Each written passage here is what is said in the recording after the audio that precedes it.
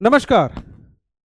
अगर आपने UPSC CSC की तैयारी अभी अभी शुरू की है या आप निकट भविष्य में यूपीएससी सीएससी की तैयारी शुरू करने वाले हैं तो यकीनन ये वीडियो आपके लिए बहुत महत्वपूर्ण है। जी हाँ, स्वागत करता हूं मैं आपका यूपीएससी के पीडब्ल्यू के यूपीएससी चैनल यूपीएससी वाला पे, जहां फ्रेशर्स के लिए, जो नए स्टूडेंट हैं, जो नए अभ्यर्थी हैं, जिन्होंने अभी अभी सिविल सेवा की तैयारी शुरू की है, उनके लिए एक बहुत महत्वपूर्ण बिंदु, क्या कोई यूपीएससी सीएससी क्वालिफाई कर सकता है विदाउट मेकिंग नोट्स। नोट्स केंद्र पे होते हैं किसी भी परीक्षा की तैयारी के। यूपीएससी सीएससी में हमें नोट्स किस तरीके से बनाना है, क्या बनाना है, कितना बनाना है, किन चीजों का नहीं बनाना है, जो नया स्टूडेंट होता है अक्सर उसके मन में कुछ डाउट्स होते हैं। ऐसे ही सभी नए प्रश्नों का समाधान लेके मैं इस वीडियो में आपके साथ में हाजिर हूं, और नोट्स को भी मैंने कुछ कैटेगरीज में बांटा है। जी हां, कैटेगरीज में बांटना जरूरी है क्योंकि यूपीएससी का सिलेबस वास्ट है। आप हर चीज की सेम अप्रोच यानी one size fits all approach लेके नहीं चल सकते इस प्रिपरेशन में। कुछ रीजन, कुछ एरिया, कुछ टॉपिक्स इतने महत्वपूर्ण होंगे जहां पे आपको नोट्स बनाना ही बनाना है, और कुछ चीजें ऐसी होंगी जहां पे आपको पर्सपेक्टिव डेवलपमेंट करना है, पढ़ना है, समझना है, कंसेप्ट की अंडरस्टैंडिंग डेवलप करनी है बजाय नोट्स बनाने के। ओके, तो फ्रेशर्स, एस्पिरेंट्स, आपको अगर मैं नोट्स से संबंधी आपके सारे डाउट्स को कलेक्टिवली एड्रेस करूं तो एनसीईआरटी के नोट्स, जो कि आपके फाउंडेशन है, न्यूज़पेपर के नोट्स यानी करंट अफेयर्स के नोट्स, जो कि इस परीक्षा की जान है, आधार है, स्टैटिक स्टैंडर्ड बुक्स, जिसको पढ़े बिना इस परीक्षा को निकालना असंभव के समान है, और ऑप्शनल, जो कि आपके सफलता की कुंजी है, रैंक लाने की कुंजी है। इन चार विषयों पे आज मैं बहुत ही सटीक चर्चा करूंगा, और इस वीडियो में बने रहिएगा। और नोट्स कैसे बनाना है, क्या बनाना है, ये सारे सवाल आपके कम से कम समय में जवाब मिल जाएगा आपको। सबसे पहली बात, मैं इस चर्चा को शुरू करूं इससे पहले मैं आपको पहला मूल मंत्र नोट्स से संबंधी ये देना चाहता हूं कि ऐसा कोई भी नोट्स जिसको आप रिवाइज ना कर सकें, जो आप भविष्य में एग्जाम से एक हफ्ते पहले, 10 दिन पहले आपको खुद को बल्कि लगे रिवीजन करने के, ऐसा कोई भी नोट्स हमारे किसी काम का नहीं है। ऑल्दो दूसरी महत्वपूर्ण बात यह है कि डे वन कोई भी पारंगत नहीं होता। It is an art. ये प्रैक्टिस के साथ आएगी, ये लर्निंग बाय डूइंग के साथ आएगी। अगर आप ये सोचें कि डे वन आपके नोट्स परफेक्ट बनने वाले हैं तो ये असंभव है। आप जैसे जैसे इस प्रक्रिया में आगे बढ़ेंगे, जैसे जैसे आप सीखते जाएंगे, वैसे वैसे आपको खुद को समझ में आता जाएगा कि क्या जरूरी है और क्या गैर जरूरी है, क्या जोड़ना है और क्या छोड़ना है। ओके, तो सबसे पहला बिंदु अगर मैं लूं तो वो है आपका फाउंडेशन, एनसीईआरटी। सिविल सेवा की परीक्षा अगर आपने प्रारंभ कर दी है तैयारी या करने वाले हैं तो अब तक एनसीईआरटी के बारे में आपको पता चल चुका होगा। इन जनरल ज्यादातर एग्जाम्स में एनसीईआरटी का महत्व होता है, और सिविल सेवा की परीक्षा में भी उतना ही बड़ा महत्व है एनसीईआरटी का। जी हां, एनसीईआरटी के बारे में अब तक आपने टॉपर से सुन चुके होंगे, सीनियर से सुन चुके होंगे, कई बार आपके घर में किसी ने तैयारी की होगी तो उन्होंने भी बताया होगा, और अब तक ये बात आपके दिमाग में कंठस्थ हो चुकी होगी कि एनसीईआरटी तो पढ़ना पड़ेगा, और पढ़ना भी चाहिए। एग्जाम इतना बड़ा है, कंपटीशन इतना बड़ा है, लाखों लोग बैठेंगे जो दिन रात मेहनत कर रहे हैं, तो क्यों ना हम बहुत ही स्ट्रांग फाउंडेशन के साथ अपनी तैयारी को शुरू करें। जी हां, एनसीईआरटी की बुक्स को अगर आप पढ़ रहे हैं तो डियर एस्पिरेंट्स, अगर आप नए हैं तो आपका पहला फोकस यहां पे नोट्स बनाने पे नहीं होना चाहिए। आपने सही सुना, आपका फोकस एनसीईआरटी से अगर आप अपनी स्टार्टिंग कर रहे हैं तो डे वन नोट्स बनाना आपका फोकस नहीं है। एनसीईआरटी बेस है, फाउंडेशन है। आपको एनसीईआरटी को पढ़ना है, समझना है, एक अंडरस्टैंडिंग डेवलप करनी है। ओके, तो यहां पे जब आप पढ़ेंगे फर्स्ट रीडिंग, वहां पे आप बेसिक कोर अंडरस्टैंडिंग को डेवलप करिए, कहानी की तरह उसको समझने की कोशिश कीजिए, भाषा को पकड़ने की कोशिश कीजिए, कंसेप्ट को पकड़ने की कोशिश कीजिए, और अपनी सेकेंड रीडिंग में जी हां, सेकेंड रीडिंग में महत्वपूर्ण बिंदुओं को जैसे जैसे आप पढ़ते जाएंगे वैसे वैसे आपको समझ में आएगा कि क्या हिस्सा महत्वपूर्ण है, क्या हिस्सा थोड़ा कम इंपॉर्टेंट है। आप इंपॉर्टेंट चीजों को अंडरलाइन करें और बुक्स में साइड में जो स्पेस होता है वहां पे ऐसे बिंदु जो आपकी नजर में सेकेंड रीडिंग के बाद, कम से कम सेकेंड रीडिंग के बाद आपको लगा हो कि ये बहुत महत्वपूर्ण है, या कोई ऐसा बिंदु जो आपको भूल रहा हो, ऐसी चीजों को आप वहीं पे नोट कर लें। यानी कंक्लूजन क्या है एनसीईआरटी के लिए? एनसीईआरटी के नोट्स बनाना जरूरी नहीं है, आपके ऊपर है। आपको अगर लगता है सेकेंड रीडिंग के बाद कि मैं एनसीईआरटी के भी नोट्स बना सकता हूं, मेरे पास 2 साल 2.5 साल बचे हैं, समय बचा है, मैं ये कर सकता हूं, मैं एक पन्ने में एक चैप्टर के, 1.5 पन्ने में एक चैप्टर के नोट्स ला सकता हूं, तो बिल्कुल आप कर सकते हैं। पर आवश्यकता स्ट्रिक्टली एनसीईआरटी के नोट्स बनाने की नहीं है, ठीक है। एनसीईआरटी के नोट्स की कहानी आपको क्लियर है। अगली सबसे महत्वपूर्ण बिंदु वो है न्यूज़पेपर। न्यूज़पेपर से मेरा तात्पर्य है current affairs, complete current affairs.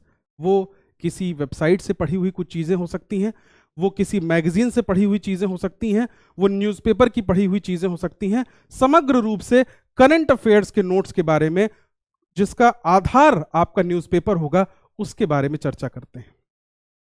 तो डियर एस्पिरेंट्स, अगर मैं न्यूज़पेपर और करंट अफेयर्स की बात करूं तो यहां पे मैं स्टूडेंट को, एस्पिरेंट्स को 2 भागों में डिवाइड करूंगा।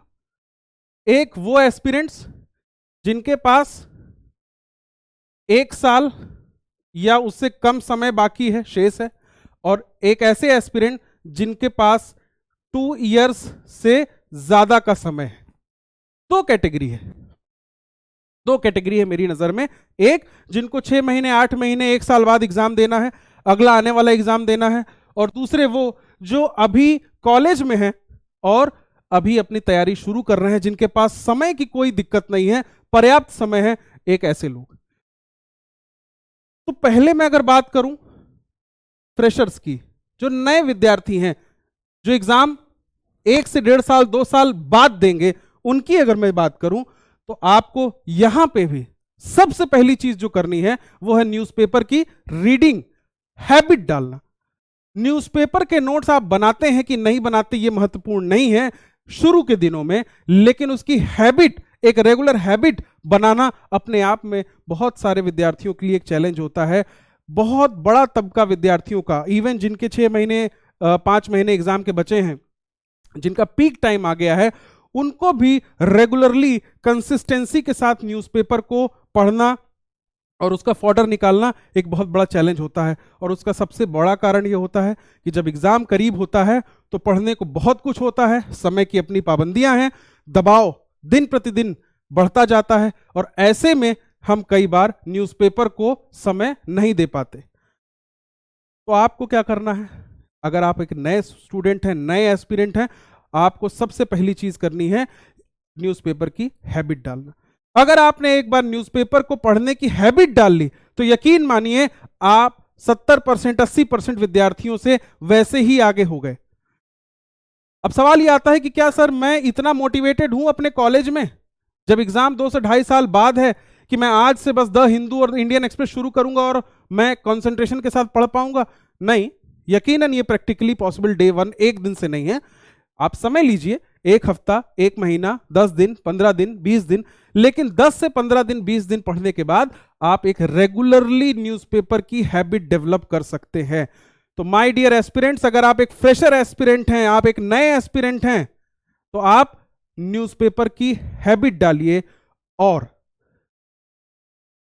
इसके साथ में एक महत्वपूर्ण जानकारी अगर आपको दूं तो वो ये है कि जब आप सिलेबस देखेंगे मेंस का, GS2, GS3, GS4, इथिक्स का पेपर, इन सभी पेपर्स में यानी मेंस के पेपर में आपको ये न्यूज़पेपर की जो रीडिंग की हैबिट है ये बहुत काम आने वाली है।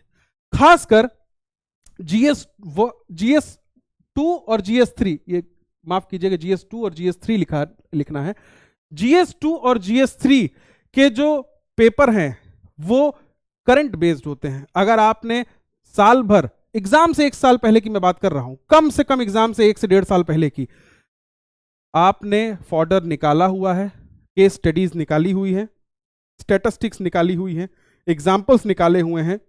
आप अपने आंसर को बहुत ही यूनिक लिख सकते हैं। अगर आप सिर्फ कंपाइलेशन पे डिपेंडेंट रहेंगे इसके कि मैं प्रीलिम्स से पहले कंपाइलेशन या मेंस से पहले मार्केट में आने वाले कंपाइलेशन से डाटा निकाल लूंगा, तो आप थोड़ा पिछड़ सकते हैं।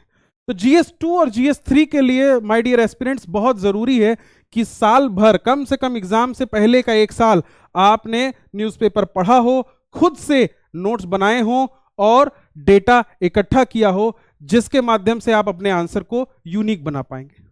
ठीक है, ओके। तो फ्रेशर्स को सबसे पहले अंडरस्टैंडिंग पे ध्यान देना है, एक हैबिट डेवलप करनी है। आपने जब हैबिट डेवलप कर ली तो दूसरा महत्वपूर्ण काम आपको जो करना है वो ये है कि आप सिलेबस को और प्रीवियस ईयर क्वेश्चन को अपना साथी बना लें। जैसे ही सिलेबस और प्रीवियस ईयर क्वेश्चन को आप अपना साथी बना लेंगे तो आपको यह पता चलने लगेगा बहुत कम समय में, महीने डेढ़ महीने में, कि क्या इंपॉर्टेंट है न्यूज़पेपर का जो मेरे काम का है एक सिविल सर्विस परीक्षा के एस्पिरेंट के तौर पे, और कौन सी ऐसी न्यूज हैं जो बिल्कुल भी काम की नहीं है। आपको शुरुआती दिनों में हो सकता है किसी का लेक्चर देख सकते हैं यूट्यूब चैनल पे, यूपीएससी वाला पे भी करंट अफेयर्स के वीडियोस हैं।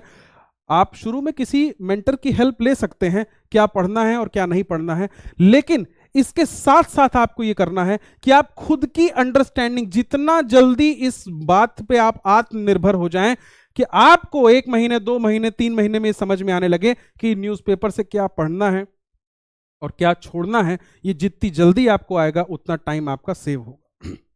ओके, नेक्स्ट इंपॉर्टेंट बात ये है कि ये एक्सीलेंट सोर्स तो है ही GS2 और GS3 के फॉर्डर के लिए, ऐसे की भी प्रिपरेशन के लिए बहुत कारगर है। ऐसे का जो फॉर्डर है, जनरली ऐसे के लिए बहुत अलग तैयारी लोग नहीं करते थे, ऑल्दो पिछले 2-3 साल से ऐसे के टॉपिक्स में परिवर्तन आया है, फिलोसॉफिकल टॉपिक्स पूछ रहे हैं, पर यू नेवर नो कि कब ऐसे में भी वापस पुराने टॉपिक्स आने लगे, जो स्टैंडर्ड टॉपिक्स हैं, स्टैंडर्ड थीम्स हैं, उन पे क्वेश्चन आने लगे। तो आपको रेडी रहना है। ऐसे के लिए काम नहीं भी आया तो जीएस के सारे पेपर्स के लिए, और खासकर जितने ऑप्शनल्स होते हैं उनके पेपर 2 में भी करंट अफेयर्स के एग्जाम्पल का, करंट रिलेवेंट चीजों को का फॉर्डर ऐड करने पे आपको एक एक्स्ट्रा एज जरूर मिलती है। ओके, तो आप ऐसे और अपने ऑप्शनल के भी पेपर 2 के लिए भी आपका ये करंट अफेयर्स का अपना पढ़ा हुआ, अपना लिखा हुआ नोट्स आपके जरूर काम आता है।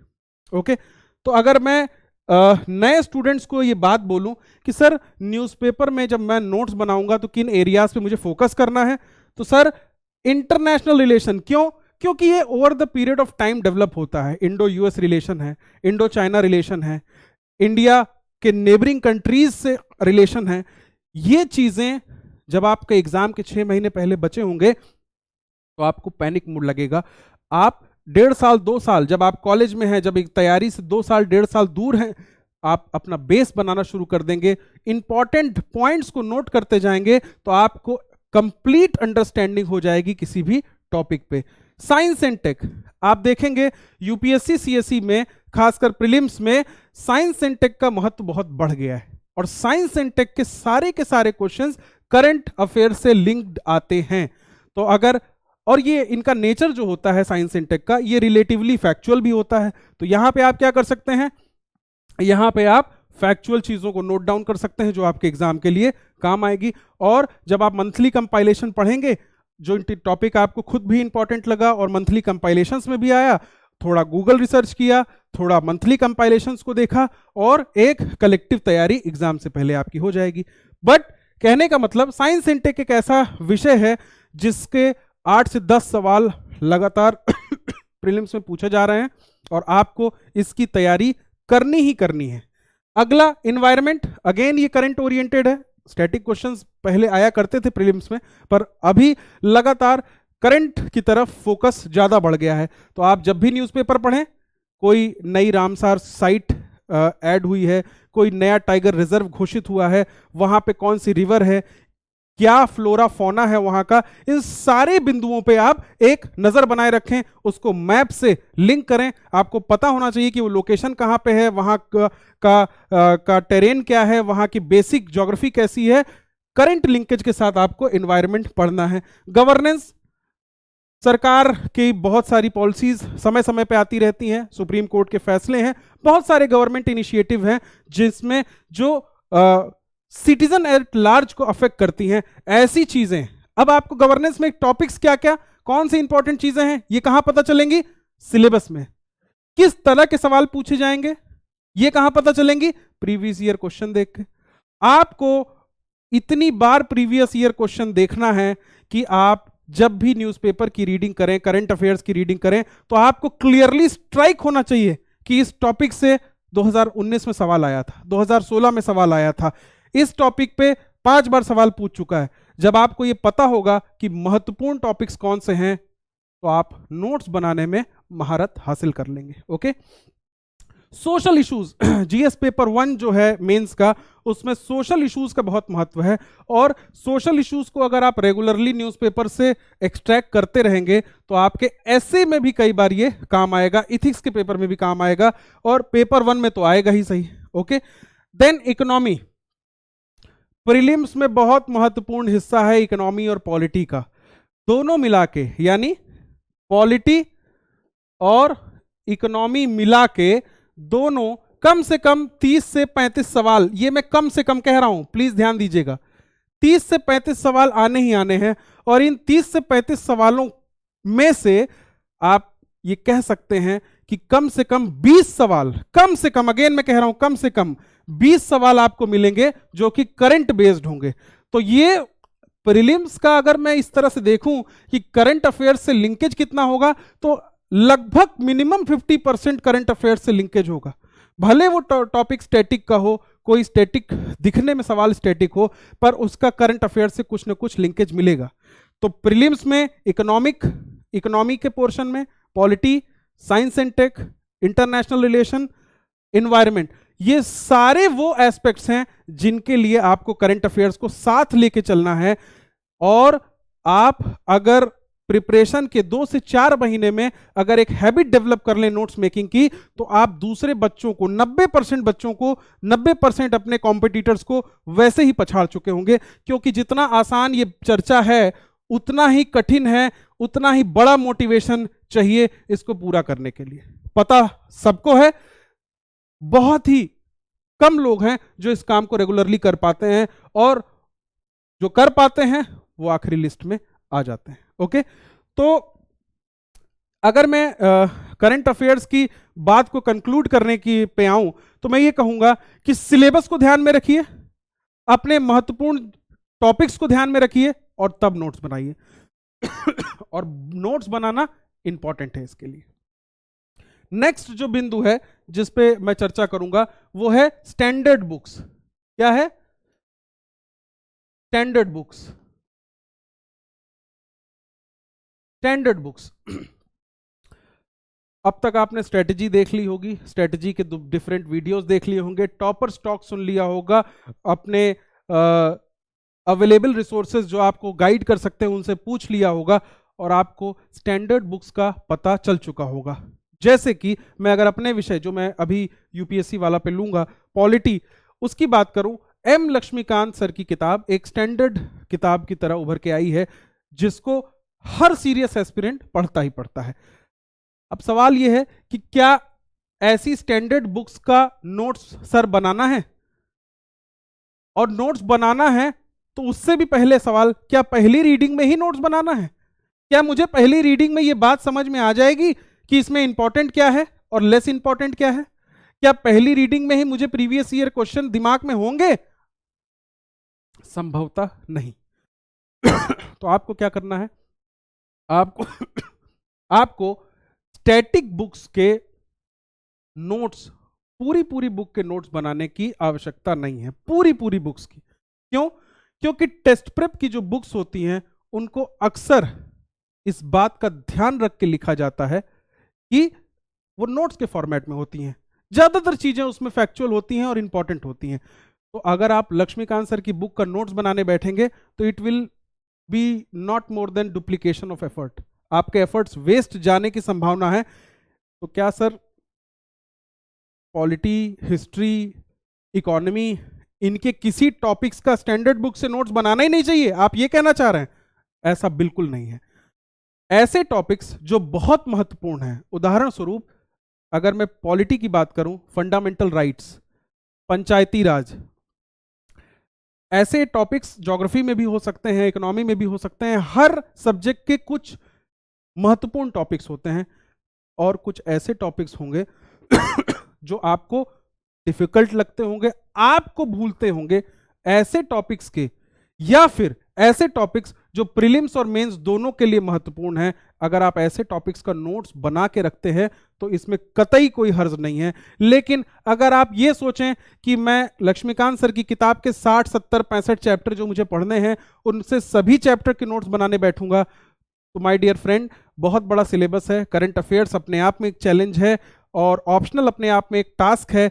इन सब के साथ आप सभी स्टैंडर्ड बुक्स और एनसीईआरटीज के अगर नोट्स बनाने की चेष्टा करेंगे तो समय शायद संभवतः कम पड़ जाए, और अगर गलती से आपने नोट्स बना भी लिया तो शायद रिवीजन का समय कम पड़ जाए।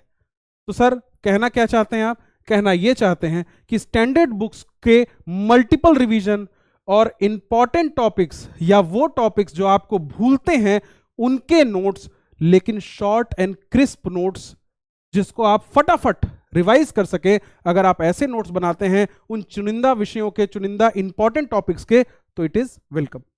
ओके, आई बात समझ में? तो conclusion, no need to make notes, instead revise multiple times. आप उस किताब को अगर मल्टीपल टाइम्स रिवाइज करेंगे तो वो ज्यादा कारगर साबित होगा बजाय नोट्स बनाने के पूरे बुक के। ठीक है, समय व्यर्थ ना करते हुए आगे बढ़ें। आखिरी सबसे इंपॉर्टेंट मुद्दा है ऑप्शनल के नोट्स। तो सर जैसा कि मैंने कहा, अगर आपने सिविल सेवा की तैयारी शुरू की है या शुरू करने वाले हैं, अब तक इतना तो आपको पता चल गया होगा कि ऑप्शनल ही है जो आपकी रैंक लाता है, ऑप्शनल ही है जिससे आपको इस एग्जाम से फुर्सत मिलती है, मोक्ष मिलता है। ऑप्शनल में रैंक, ऑप्शनल में परफॉर्म किए बिना, हाई स्कोर किए बिना किसी व्यक्ति को उसकी मनपसंद सेवाएं मिलें, मनपसंद रैंक आए, टॉप रैंक में आए, वो ये डिफिकल्ट है। और दूसरा महत्वपूर्ण लॉजिकल बात यह है कि आपको पता है प्रीलिम्स के लगभग ज्यादा से ज्यादा 100 दिन बाद आपका होता है मेंस। करेक्ट, 100 दिन बाद आपका आता है मेंस। अब प्रीलिम्स जब आप दे के आते हैं तो बहुत सारे फियर्स रहते हैं, बहुत सारे क्वेश्चंस रहते हैं, कट ऑफ कितना जाएगा, मेरा क्या सही हुआ। पिछले 2 साल से तो आंसर की तक का इंतजार रहता है कि भाई यूपीएससी की आंसर की से मेरा क्या नंबर आएगा। जनरली स्टूडेंट्स का एक आध हफ्ता वेस्ट हो जाता है, अगर आप बहुत सिंसियर हैं तो 1 हफ्ता। कई बार जो नए स्टूडेंट्स होते हैं जो फर्स्ट टाइम प्रीलिम्स क्वालिफाई करते हैं, वो प्रीलिम्स तक पढ़ाई नहीं कर पाते और पिछड़ जाते हैं। माय डियर एस्पिरेंट्स, इस बात को ध्यान रखिएगा, प्रीलिम्स देने के बाद अगर आपका मार्केट में जो संभवतः कट ऑफ की चर्चा है उसके आसपास का स्कोर है, तो 1 हफ्ते का समय गुजरने के तुरंत बाद आपको बिना सोचे, बिना वक्त गंवाए अपनी मेंस की तैयारी शुरू कर देनी है। और कहने का मतलब यह है कि हम ये मान लें कि हमारे पास लगभग 90 डेज बचेंगे। कितने दिन?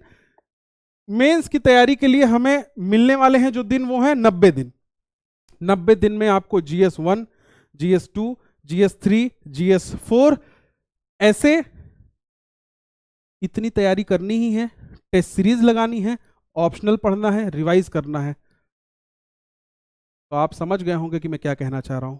जी हां, मैं यही कहना चाह रहा हूं, ऑप्शनल एक ऐसा एरिया है जिसकी तैयारी जब आप कर रहे हो तो साथ में बहुत ही स्टैंडर्ड नोट्स बना के रखें और थ्रू आउट अपना रिवीजन जारी रखें।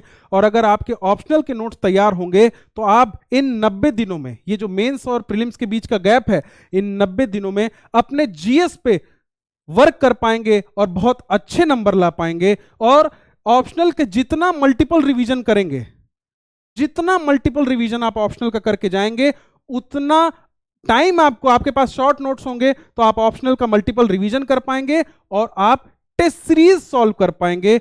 माय डियर एस्पिरेंट्स, बहुत बड़ा महत्व है पढ़ के सिर्फ डायरेक्टली एग्जाम हॉल में लिखने में, और पढ़ के प्रैक्टिस करके टेस्ट सीरीज दे के अपनी गलतियों पे वर्क करके उसके बाद एग्जाम हॉल में जाने में।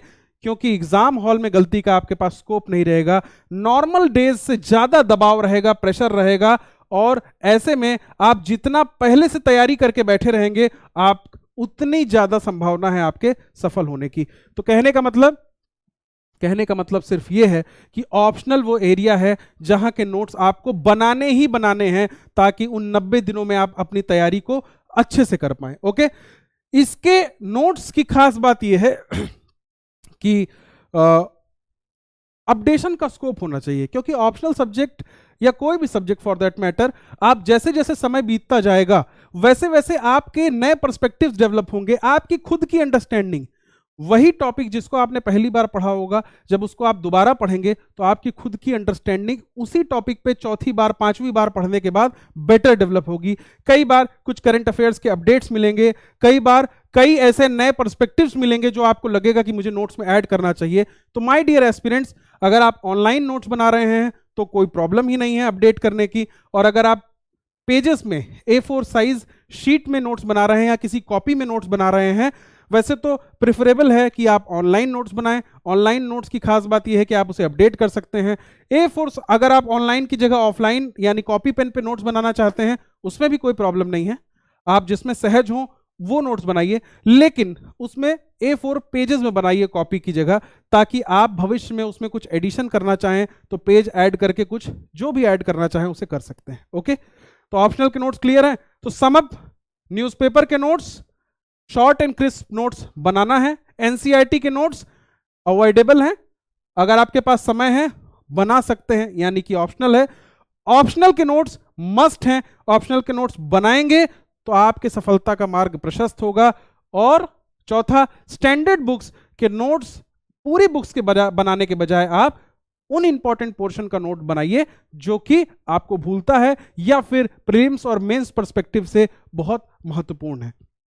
तो फाइनल कंक्लूडिंग रिमार्क्स अगर मैं नोट्स मेकिंग के बारे में दूं, किसी भी स्टेज पे एस्पिरेंट है किसी के लिए भी, तो पहली चीज नोट्स क्रिस्प होने चाहिए। अपने इस पूरी सिविल सेवा परीक्षा की यात्रा में आप जब भी नोट्स बनाने बैठें तो make sure you have it in your mind कि नोट्स आपके क्रिस्प हों। मैंने बहुत सारे ऐसे एस्पिरेंट्स देखे हैं जो 3-3, 4-4 घंटे बैठ के न्यूज़पेपर के बल्कि नोट्स 8-8, 10-10 पन्ने के नोट्स उनके डेली बन जाते हैं, लेकिन उसको वो रिवाइज नहीं कर पाते। वो नोट्स अंत में कूड़े के भाव चले जाते हैं, या उल्टा एग्जाम से पहले इतना इकट्ठा हो जाता है कि उसको देख के दबाव और प्रेशर महसूस होता है। तो ऐसे नोट्स नहीं बनाना है जिसको आप खुद रिवाइज ना कर पाएं, बहुत शॉर्ट में नोट्स बनाना है। दूसरा, नोट्स का रेगुलर रिवीजन करना है। अगर आप नोट्स का रेगुलर रिवीजन नहीं कर रहे हैं माय डियर एस्पिरेंट, तो सब कुछ वेस्ट है, क्योंकि आप आज न्यूज़पेपर पढ़ेंगे, आज बुक पढ़ेंगे, उसका नोट्स बनाएंगे, 4 महीने आप उसको नहीं पढ़ेंगे, वो टॉपिक आपके दिमाग से स्किप हो जाएगा। तो नोट्स बनाइए तभी जब आप उसको रेगुलरली रिवाइज कीजिए, तभी वो कारगर हैं।